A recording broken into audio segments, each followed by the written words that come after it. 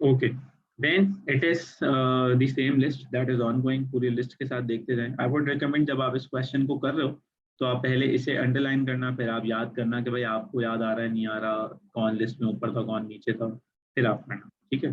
फिर आ जाते हैं सॉल्युबिलिटी ऑफ मेटल कार्बोनेट्स। यानी कि अगर हम कार्बोनेट्स की बात करते हैं तो कार्बोनेट्स के लिए भी वो अगेन वही रिएक्टिविटी है जो चलेगी, यानी कि कौन डिजोल्व होगा और कौन डिजोल्व नहीं होगा। तो कौन जीतेगा कौन लूजर होगा ये भी हम कैसे पता करेंगे, ये भी हम ऐसे ही पता करेंगे जैसे हमारे पास बाकी सारी चीजें थी, ठीक है। तो जैसे जैसे हम लिस्ट में ऊपर जाते रहते हैं वैसे वैसे स्ट्रॉन्ग बॉन्डिंग होती जाती है, स्ट्रॉन्ग कार्बोनेट्स जो है वो डिजोल्व होते रहते हैं। जैसे जैसे हम लिस्ट में नीचे जाते रहते हैं वैसे वैसे वो डिजोल्व नहीं होते, यानी कि बाहर जाते हैं। इसमें बस एक नई चीज है, जो लूज करेगा वो प्रेसिपिटेट करेगा। पहले वाला तो ये था ना कि वो डिस्प्लेस करेगा, पीपीटी का मतलब है प्रेसिपिटेट करेगा। अब प्रेसिपिटेट करने का क्या मतलब है? प्रेसिपिटेट करने का मतलब ये कि वो सोल्यूशन से बाहर आ जाएगा। सोल्यूशन से कैसे बाहर आ जाएगा, यानी कि अगर ग्लास में हमने सोल्यूशन बनाया हुआ तो ग्लास में से बाहर आ जाएगा? नहीं नहीं, लेट्स से फॉर एग्जांपल ये एक सोडियम कार्बोनेट का सोल्यूशन है, ठीक है, Na2CO3 है। ये होता है ट्रांसपेरेंट कलरलेस।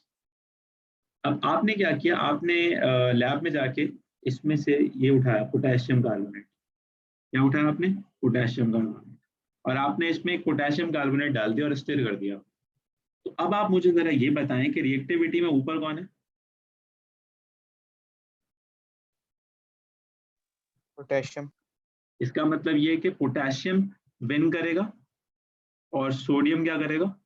लूज।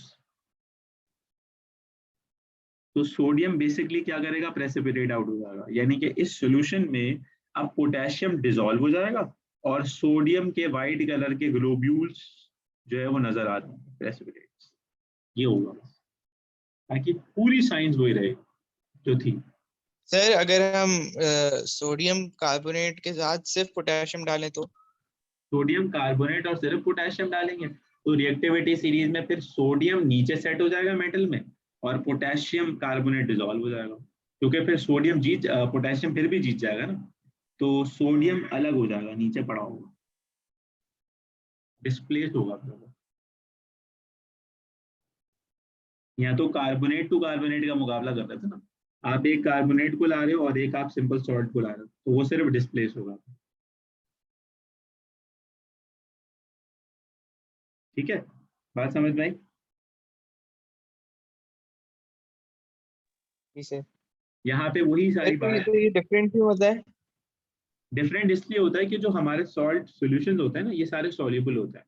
तो अगर ये सॉल्युबल हैं तो फिर इनमें से एक डिसॉल्व रहेगा और एक नहीं रहेगा। पहले वाले में हमारे पास दो सॉल्ट सॉल्यूशन नहीं थे, एक मेटल था और एक कोई सब्सटेंस था। यहाँ पे दोनों सब्सटेंसेस हैं, तो ये थोड़ा सा फर्क है और कोई फर्क नहीं।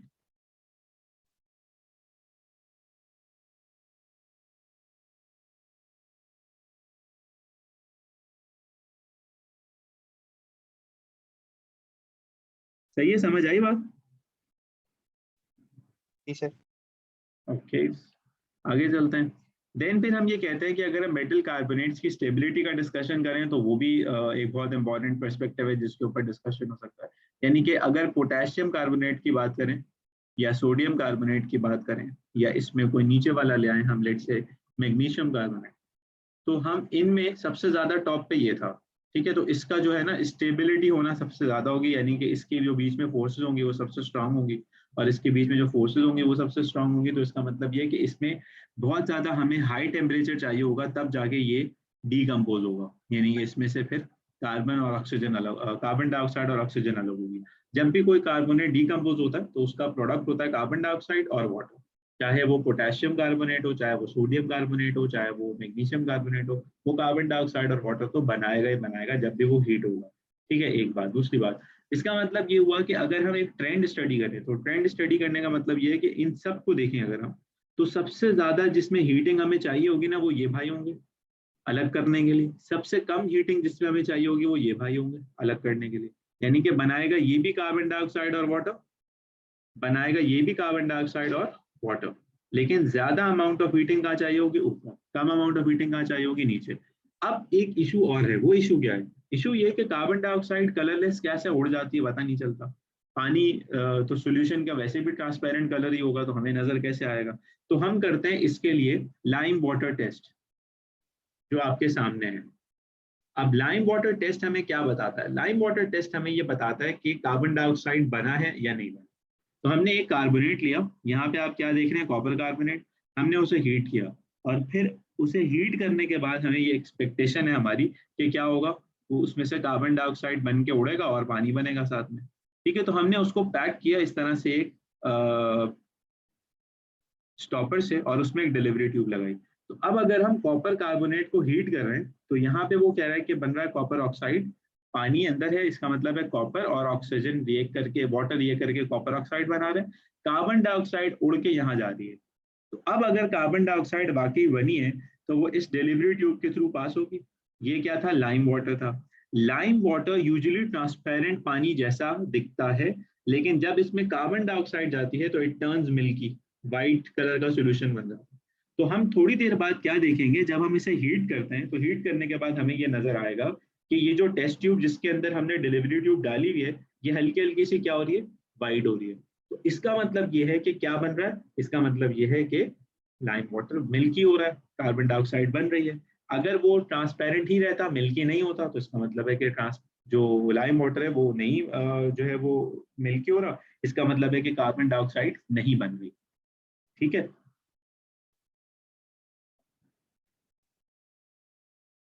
फिर इससे हमें पता क्या चल रहा है? कि कार्बन डाइऑक्साइड बनी है या नहीं बनी।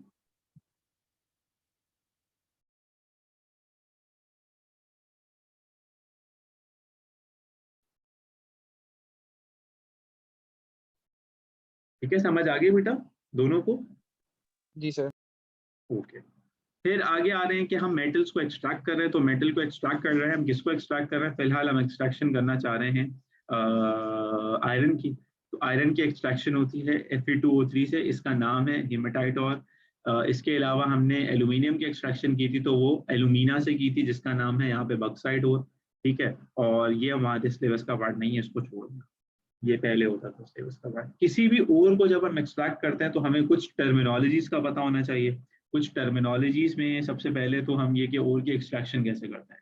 ओर की एक्सट्रैक्शन, अगर तो हमारे पास रिएक्टिव मेटल है ना, यानी कि बहुत ज्यादा ही रिएक्टिविटी सीरीज में कोई ऊपर है, तो हम उसकी फिर इलेक्ट्रोलिसिस के थ्रू एक्सट्रैक्शन करते हैं, जैसे कि हमने एल्यूमिनियम के केस में की थी। वो आप उसको रेफर करेंगे वापस, अगर आपको कुछ याद नहीं आ रहा तो इलेक्ट्रोलिसिस वाला चैप्टर देखिए। अगर कोई मेटल अनरिएक्टिव है, यानी कि रिएक्टिविटी सीरीज में नीचे है, तो फिर उसकी एक्सट्रैक्शन करने के लिए हम कोई ना कोई ऑक्सीडेशन रिडक्शन कर लेते हैं, या कोई ना कोई ब्लास्ट फर्नेस या कंबशन वाला रिएक्शन यूज कर लेते हैं। तो हम इस वक्त जो करना चाह रहे हैं वो है आयरन की एक्सट्रैक्शन। और आयरन भाई क्योंकि लेस रिएक्टिव है, तो इसके लिए हम यूज करेंगे ब्लास्ट फर्नेस। ये सारी बातें यहाँ आपके लिए मैंने लिखी है। तो फिर मैंने लिस्ट भी बना दी है कि पोटेशियम क्योंकि लिस्ट में टॉप पे है, तो इलेक्ट्रोलिसिस करते हैं, सोडियम के लिए इलेक्ट्रोलिसिस करते हैं, इन सब के लिए इलेक्ट्रोलिसिस करते हैं। इन सब के लिए रिडक्शन होती है, यानी कि इन सब का रिएक्शन कार्बन से करा देते हैं। इन सब के लिए हमें डिफरेंट केमिकल रिएक्शन यूज करने पड़ते हैं। ये लिस्ट आपने याद नहीं करनी, लेकिन ये लिस्ट आपको क्या शो कर रही है? ये लिस्ट आपको ये शो कर रही है कि रिएक्टिव के लिए हमें क्या चाहिए, इलेक्ट्रोलिसिस। और लेस रिएक्टिव के लिए या अनरिएक्टिव के लिए हमें क्या चाहिए, कोई केमिकल रिएक्शन। ठीक है, ये बताइए, ये बात समझ में आती है? ठीक है। देन फिर वही बात आगे दोबारा से। अच्छा, मेटल को हम एक्सट्रैक्ट करते हैं जब, तो उसकी एक्सट्रैक्शन जब हम क्या कहते हैं करना चाह रहे हैं ब्लास्ट फर्नेस से, तो वो ये होगी, बाकी पीछे हम बाद में जाएंगे। तो सबसे पहले तो आयरन को एक्सट्रैक्ट किया जाता है आयरन ओर से, उसको हम डालते हैं ब्लास्ट फर्नेस में। आयरन ओर का नाम है हेमेटाइट ओर, उसका फॉर्मूला है Fe2O3। ये तीनों चीजें याद होनी चाहिए। आयरन को एक्सट्रैक्ट किया जाता है आयरन ओर से, आयरन ओर को कहते हैं हेमेटाइट, और ब्लास्ट फर्नेस में डाला जाता है। ठीक है, इसमें से हमें अब ऑक्सीजन अलग करना है। ऑक्सीजन अलग करना है तो उसके लिए हमें कुछ रिएजेंट चाहिए होंगे। वैसे बड़ा सिंपल सा रिएक्शन होता है कि आयरन Fe2O3 है। ठीक है, अभी थोड़ी देर पहले ही पढ़ रहे थे कि अगर मैं इसमें से ऑक्सीजन अलग करना चाहता हूँ, तो जरा वापस जाएं, ये है यहाँ पे आयरन। तो आयरन में से अगर मुझे ऑक्सीजन अलग करनी है तो क्या यूज करना चाहिए, कार्बन। ठीक है, तो कार्बन अलग मैं ले आऊंगा, तो इसमें से बड़े आराम से ऑक्सीजन अलग हो जाएगी, कार्बन डाइऑक्साइड बन जाएगी और आयरन। तो ये पूरा रिएक्शन है जो इसमें होगा, जो ब्लास्ट फर्नेस में होगा। ठीक है, तो वो कहाँ गया, ये रहा। तो अब इसमें मसले दो तीन हैं, सच एज कि जब हम आयरन ओर को एक्सट्रैक्ट करके लाते हैं तो उसके अंदर कुछ कचरा भी होगा, मिट्टी भी होगी। दूसरी चीजें भी होंगी जो हमें नहीं चाहिए। इसके अलावा फिर आयरन ओर को हम मेल्ट करते हैं ताकि इसका रिएक्शन बड़ा जबरदस्त किस्म से हो। फिर हमें इतना हाई टेम्परेचर चाहिए होता है ताकि ये मेल्ट कर रहा हो, तो उसकी जो कंस्ट्रक्शन है वो थोड़ी सी डिफरेंट होगी। तो जो एपरेटस है वो कुछ इस तरह का है कि हम ऊपर से इसमें डालते हैं आयरन स्टोर, आयरन और कार्बन और लाइमस्टोन। आयरन और क्या है, Fe2O3 ये ऐड किया जाता है, कार्बन सी ग्रेफाइट के तौर पे ऐड किया जाता है, और लाइमस्टोन इज कैल्शियम कार्बोनेट, ये ऐड किया जाता है। ठीक है, फिर ऊपर से ये जब एंटर होता है तो इसमें डिफरेंट जोन है, जोन 1, जोन 2, जोन 3। जोन 1 से हमें क्या अलग होता हुआ मिल रहा है, जोन 1 से हमें सबसे लास्ट पे आयरन अलग होता हुआ मिल रहा है, और उसके ऊपर हमें स्लैग मिल रहा है। स्लैग होती है इम्प्योरिटीज, जो कचरा रह जाता है, वो अलग होता हुआ मिल रहा है। अच्छा, फिर जोन 1 में आप देख रहे हैं कि हम एयर, यानी कि यहाँ से हम क्या डाल रहे हैं, एयर यानी कि हम ऑक्सीजन डाल रहे हैं इसके अंदर। ठीक है, तो जोन 2 वो इलाका होता है जहां पे यूजुअली ये तीनों इस एयर से मिलता है। एयर से मिलने का मतलब ये कि ये रिएक्शन शुरू होता है। अच्छा, अब एयर से मिलने से क्या फायदा होता है? सबसे पहले तो आयरन ऑक्साइड और कार्बन का रिएक्शन लो टेम्परेचर पे होता नहीं है, हमें इसके लिए हाई टेम्परेचर चाहिए होता है। तो जो एयर हम यहाँ एंटर कर रहे होते हैं ना, इसका टेम्परेचर अराउंड 2500 डिग्री सेल्सियस रखा जाता है। 1800 से लेकर 2500 के बीच में रखा जाता है ताकि ये और गर्म हो जाए, हीटअप हो जाए। तो फिर जैसे ही हीटअप होना शुरू होता है तो ये रिएक्शन स्टार्ट होता है। ये रिएक्शन स्टार्ट होता है तो क्या बनता है, आयरन ऑक्साइड रिएक्ट करता है कार्बन से, तो क्या बनता है, आयरन अलग हो जाता है और कार्बन मोनोऑक्साइड अलग हो जाती है। ठीक है, अच्छा अब सवाल ये कि यहाँ पे कार्बन मोनोऑक्साइड क्यों बन रही है? क्योंकि ये कंटेनर ना पूरा बंद होता है और हाई टेम्परेचर होता है, तो ऑक्सीजन की सप्लाई इतनी अच्छी हम मेंटेन कर नहीं सकते, तो लिमिटेड सप्लाई में ये रिएक्शन हो रहा होता है। तो अनलिमिटेड सप्लाई तो होती नहीं है क्योंकि फर्नेस से भट्टी है पूरी की पूरी। तो इसके अंदर जब रिएक्शन होता है तो कार्बन मोनोऑक्साइड और आयरन बनते हैं। ठीक है, अच्छा फिर क्या होता है इसके बाद? फिर ये होता है कि जो कार्बन मोनोऑक्साइड है वो गैस बन के ऊपर जा रही होती है, और वो ऊपर से आने वाले मजीद कंपोनेंट से, यानी कि आयरन ऑक्साइड से और कार्बन से रिएक्ट कर रही होती है, और फिर वो साथ साथ कार्बन मोनोऑक्साइड बना रही होती है। ठीक है, इतने में जो कैल्शियम कार्बोनेट होता है वो बिल्कुल नीचे जा चुका होता है बॉटम में, और नीचे वाला जो टेम्परेचर होता है इसके अंदर वो तकरीबन 4500 डिग्री सेल्सियस के आसपास होता है, जहाँ पे आयरन जो है ना वो पानी बन के गिर रहा होता है। तो कैल्शियम कार्बोनेट को हम जब हीट करते हैं तो क्या बनता है, तो बनता है कैल्शियम ऑक्साइड और कार्बन डाइऑक्साइड। एक मिनट यार, कॉल आ रही है। अस्सलाम वालेकुम।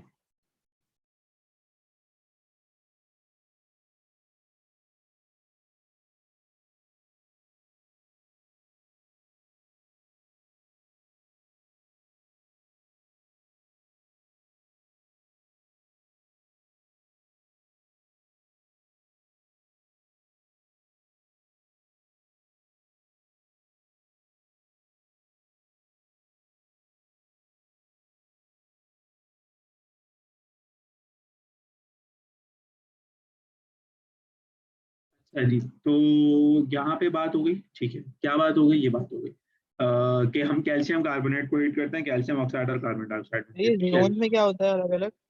जोन 1 में तो हमने कहा था ना कि यहाँ पे हमारे पास एयर आई है, इम्प्योरिटीज अलग हुई हैं और आयरन अलग हुआ है। जोन 2 में मेन रिएक्शन हुआ है। ये अलग कैसे होते हैं? कौन कौन? ये स्लैग और आयरन। इसके ऊपर आता हूँ मैं अभी, ये खेल करेगा उसके ऊपर। जोन 2 में बेसिकली रिएक्शन हो रहा था, जोन 3 में बेसिकली क्या हुआ है, कैल्शियम कार्बोनेट हीट होके ब्रेक हुआ इनमें, ये डिस्ट्रीब्यूशन है। जोन 2 में ये हुआ है।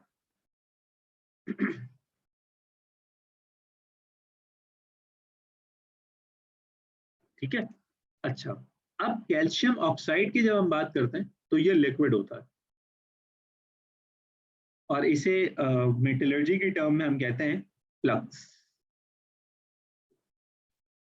फ्लक्स फ्लक्स बेसिकली क्या करता है, फ्लक्स यहां से फिर नीचे जाना शुरू करता है, और पूरी ओर के अंदर हर वो चीज जो हमें नहीं चाहिए ना उसके साथ मिल जाता है। और फ्लक्स बेसिकली जिस इम्प्योरिटीज के साथ मिलता है उसे हम कहते हैं गैंग्यू। नाम मुश्किल है, तो मैं इसको आपको बड़ा आराम से याद कराऊंगा, आपको बड़ा आराम से समझ में आ जाएगा। ये इम्प्योरिटीज है और ये फ्लक्स है। इसको मैं कहता हूँ बच्चों को कि सर्व है, तो आप याद रखें सर्फ और गंदगी मिल के क्या बनाते हैं, मिल के बनाते हैं स्लैग, और वो एंड में यहाँ से अलग हो जाएगा। अब सवाल ये कि स्लैग ये खुद ब खुद अलग अलग कैसे हो रहे हैं, तो बेटा हर एक की डेंसिटी डिफरेंट है। फॉर एग्जाम्पल कैल्शियम ऑक्साइड की डेंसिटी सबसे कम है, तो अगर इसकी डेंसिटी सबसे कम है तो ये कहाँ जाएगा, नीचे जाएगा, नीचे आ जाएगा। ये गैस नहीं है, ये कहीं आप सोचे ऊपर उड़ जाएगा, लिक्विड है, नीचे आ जाएगा। अच्छा जी, फिर आते हैं आयरन। आयरन मोस्ट डेंस है, बहुत हैवी होता है, तो जो चीज बहुत हैवी होगी वो सबसे नीचे से भी नीचे जाएगी, क्योंकि उसने तो बिल्कुल अलग होना है वहां से। इसके बाद जो स्लैग है उसकी डेंसिटी थोड़ी सी आयरन से ज्यादा होती है, यानी कि आयरन के ऊपर फिर फ्लोट कर रहा होगा। इसकी एग्जांपल इस तरह से लो कि एक कंटेनर लें, अगर हम उसमें पानी डालें और ऑयल डालें, तो ऊपर बताओ कौन होगा,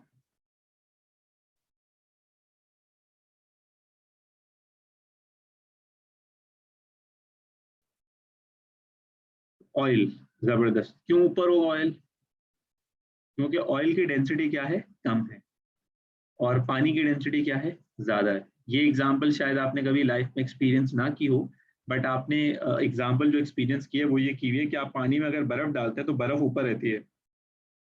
तो ऊपर क्यों रहती है, क्योंकि बर्फ की डेंसिटी क्या होती है, कम होती है, तो वो ऊपर रहती है। तो स्लैग की डेंसिटी कम है और आयरन की डेंसिटी ज्यादा है, तो आयरन सबसे नीचे, स्लैग ऊपर। ठीक है बेटा अब्दुल, आपसे समझ आई बात। जी सर, ये मिक्स नहीं हो सकते ना? मिक्स नहीं हो सकता क्योंकि डेंसिटी डिफरेंट है। तो ये पूरी की पूरी एक्सट्रैक्शन थी, इसके अंदर पूरी की पूरी इक्वेशंस लिख दी गई हैं कि ये बन रहा है आयरन और ये चीजें हो रही है ब्लास्ट फर्नेस के अंदर, और ये हो रहा है और वो हो रहा है और वो हो रहा है और ये हो रहा है। तो ये इक्वेशंस आपको याद करनी है। प्रोसेस भी मैंने आपको बता दिया। यहाँ अगर आप इसे देखें गौर से तो आपको नजर आ रहा है कि आयरन रिड्यूस हो रहा है और कार्बन ऑक्सीडाइज हो रहा है, तो ये बात भी लिखी हुई है। इसके अलावा तो कोई और टेंशन की बात नहीं है। फिर हमें क्या क्या चाहिए था, तो हमने बताया कि हमें आयरन ओर चाहिए थी। आयरन ओर हम ले आए बाजार से खरीद के। कोक ग्रेफाइट की फॉर्म में कार्बन वो चाहिए था, लाइमस्टोन चाहिए था और हवा चाहिए थी। ठीक है, फिर हर एक का पर्पस बता दिया। इसमें तो आयरन मौजूद है, कार्बन कोक जलाता है, उसके बाद हमारे लिए रिडक्शन में काम करता है ये।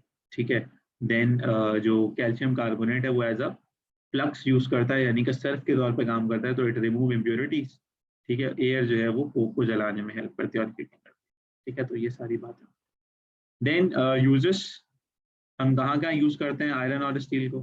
तो आयरन को हम यूज कर रहे होते हैं गाड़ी बनाने में, एल्यूमिनियम को भी यूज कर रहे होते हैं। इसके अलावा डेंसिटी डिफरेंस वगैरह लिख दिया मैंने आपके लिए, और थोड़ी बहुत आपके लिए कोरोजन की बातें बता दी। ठीक है, देन फिर क्या है, फिर मैंने आपके सामने वो अगेन यूजेस ही लिखे हुए हैं कि एल्यूमिनियम के कुछ फायदे हैं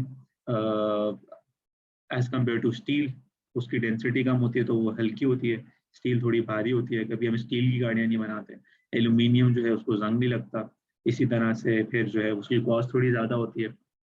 तो ये सारी बातें यहाँ लिख दी हैं। इसके अलावा फिर कंस्ट्रक्शन इंडस्ट्री के अंदर हम बात करते हैं तो हम कहते हैं स्टील जो है वो जो लोहे के ढांचे हैं वो बनाने में इस्तेमाल होता है, केबल्स वगैरह बनाने में इस्तेमाल होता है। ठीक है, देन एलॉयज की कंपोजिशन, ये आपसे बात हो चुकी थी मेरी।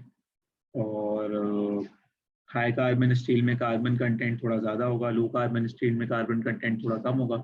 स्टेनलेस स्टील में क्रोमियम निकल अलॉन्ग विद कार्बन ये ऐड किया जाए। ठीक है, और इन सब में जो कॉमन कंपोनेंट है वो है आयरन, ये आपको नजर आ रहा है। फिर माइल्ड स्टील और स्टेनलेस स्टील के डिफरेंसेस बाजू का पूछ लेना है। माइल्ड स्टील वो स्टील होता है जिसमें कार्बन कम होता है। स्टेनलेस स्टील में कार्बन के साथ साथ क्या होता है, क्रोमियम भी होता है। ठीक है, आयरन और कार्बन मेजर कंस्टिट्यूएंट्स होते हैं इसमें, इसमें आयरन और क्रोमियम मेजर कंस्टिट्यूएंट्स होते हैं। ठीक है, फिर माइनर कंस्टिट्यूएंट्स में निकल हो सकता है, मोलिब्डेनम हो सकता है, टाइटेनियम हो सकता है, कॉपर हो सकता है। इसको जंग नहीं लगता, लग जाता है, इसको जंग नहीं लगता। इसके अंदर तकरीबन 98% तक आयरन होता है, इसमें तकरीबन 90% तक आयरन होता है। वेल्डेबिलिटी हाई, आराम से वेल्ड हो जाता है। इसकी वेल्डिंग नहीं कर सकते आप, इसको टांका नहीं लगा सकते आप बिजली के इस्तेमाल करके। ये आराम से वायर्स में कन्वर्ट हो जाता है, ये वायर्स में कन्वर्ट नहीं होता, तो इसका लगाना है आपने रट्टा। ठीक है, फिर जंग को बचाने के लिए हम क्या करते हैं, जंग को बचाने के लिए एक तो तरीका होता है ना देसी तरीका, कि हम क्या कर रहे हो, हम ऑक्सीजन को रोक रहे हो या हम ऑयलिंग कर रहे हो या हम बेंडिंग कर रहे हो, वो तो कॉमन सी बात है। लेकिन जंग को बचाने का जो खतरनाक तरीका है वो रिएक्टिविटी सीरीज का, वो मुझे आपसे डिस्कस करना है। तो जंग लगने के लिए या रस्टिंग के लिए सबसे ज्यादा इंपॉर्टेंट चीजें क्या है, तो जवाब है दो चीजें इंपॉर्टेंट है, एक ऑक्सीजन, दूसरा पानी। अगर दोनों मौजूद होंगी तभी जंग लगेगा, अगर दोनों मौजूद नहीं है तो जंग नहीं लगेगा। देखिए यहाँ आप नोट करें, यहाँ पे इसको जंग क्यों लग रहा है, बिकॉज इसमें एयर भी है, यानी कि ऑक्सीजन भी और वाटर भी है। ये उबला हुआ पानी है, उबले हुआ पानी के अंदर कोई ऑक्सीजन मौजूद नहीं है और ऊपर इन्होंने ऑयल डाल दिया, सिंपल पानी में डाल के रखा है, कोई जंग नहीं लग रहा। इसी तरह से यहाँ देखें आप, यहाँ पे एयर मौजूद है, ठीक है, लेकिन पानी मौजूद नहीं है, कैल्शियम क्लोराइड फिर मौजूद उबले है, हुए पानी से कोई फर्क पड़ता है क्या? जंग नहीं लगेगा, इसमें ऑक्सीजन नहीं होगी ना, बॉइल्ड वाटर के अंदर ऑक्सीजन नहीं होती, अच्छा। ठीक है। अच्छा, कैल्शियम क्लोराइड की बात हम यहाँ पे कर रहे हैं, तो कैल्शियम क्लोराइड के हिसाब से अगर हम देखें तो यहाँ पे हम कह रहे हैं कि यहाँ पे कोई जो है वो पानी मौजूद नहीं है, तो जंग यहाँ पे भी नहीं लगा, ठीक है। तो एक तरीका तो ये है कि हम इसको इस तरह से बचा सकते हैं। दूसरा तरीका ये है कि फिर अगर हम ये कहाँ से आ गया, अच्छा हाँ ठीक है, ये एसिड रेन की बात करें कि अगर हम जो है वो एल्यूमिनियम की बात करते हैं, तो एल्यूमिनियम स्ट्रक्चर को हम जब बना रहे होते हैं तो उसमें ये होता है कि एल्यूमिनियम ऑक्साइड की लेयर बड़ी ज़बरदस्त तरीके से चिपकी रहती है, तो उतरती नहीं है।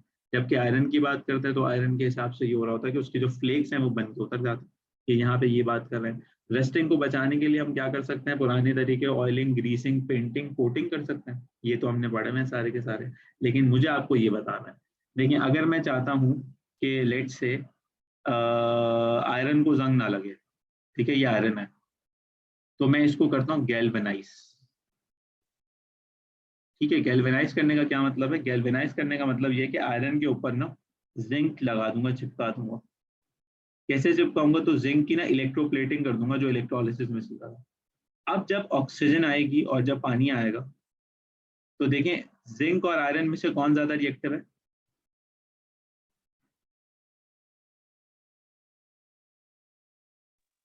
जिंक। जिंक।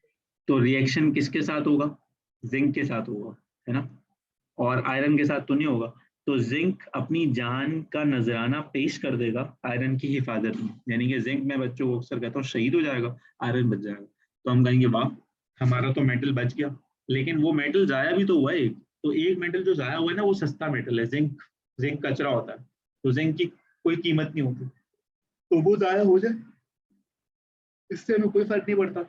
लेकिन आयरन तो बच जाएगा ना।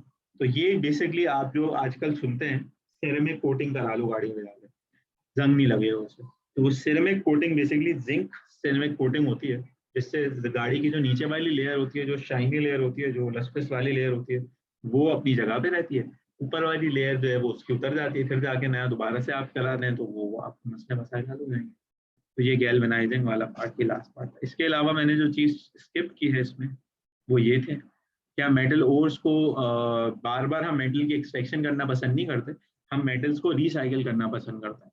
हमारे मुल्क में तो ऐसी चीज़ें मौजूद नहीं है कि जहाँ पे वो रिसाइकलिंग हो, लेकिन दुनिया भर के लोग मेटल्स को रिसाइकिल करते हैं, यानी कि अगर जंग लग जाए किसी चीज़ को तो उसको फेंकते नहीं है, उसको रिसाइकलिंग में दे देते हैं। रिसाइकलिंग में देने से फ़ायदा ये होता है कि रिसाइकलिंग का जो प्रोसेस होता है उसकी कम कीमत होती है, उसमें कम एनर्जी लगती है, उसमें कम पैसे लगते हैं। लेकिन पूरा खुदाई करके एक्सट्रैक्ट करके दोबारा से बनाने में ज़्यादा मेहनत लगती है, ज़्यादा जो है वो मेहनत होती है, ज़्यादा पैसे लगते हैं। तो ये एक बात बताई है इन्होंने। फिर रिसाइकलिंग के क्या क्या फ़ायदे हैं, तो यहाँ लिखा हुआ है कि बिजली बचती है, पूरे की पूरे कॉस्ट ख़त्म हो जाती है, ठीक है, एनवायरनमेंट को कोई नुकसान नहीं होता। इसके अलावा जो है वो इसका जो फ़ायदा है वो ये है कि जॉब ज़्यादा होती है। डिसएडवांटेज क्या है कि भाई रिसाइकिल मेटल की क्वालिटी वो नहीं होती, उसके अंदर इम्प्योरिटीज मौजूद होती हैं। इसके अलावा उसमें जो है ना बहुत सारे अलॉयज मौजूद होते हैं, तो बाज़ औक़ात रिसाइकलिंग खुद करना एक कॉस्टली प्रोसेस हो जाता है, ठीक है। तो ये पूरा मेटल्स का टॉपिक था, तो उम्मीद है आपको पसंद आया होगा। बड़ा ही सिंपल सा, मासूम सा, क्यूट सा टॉपिक है। और इसके साथ ही आप समझ लें कि आपका सिलेबस ख़त्म हो गया है।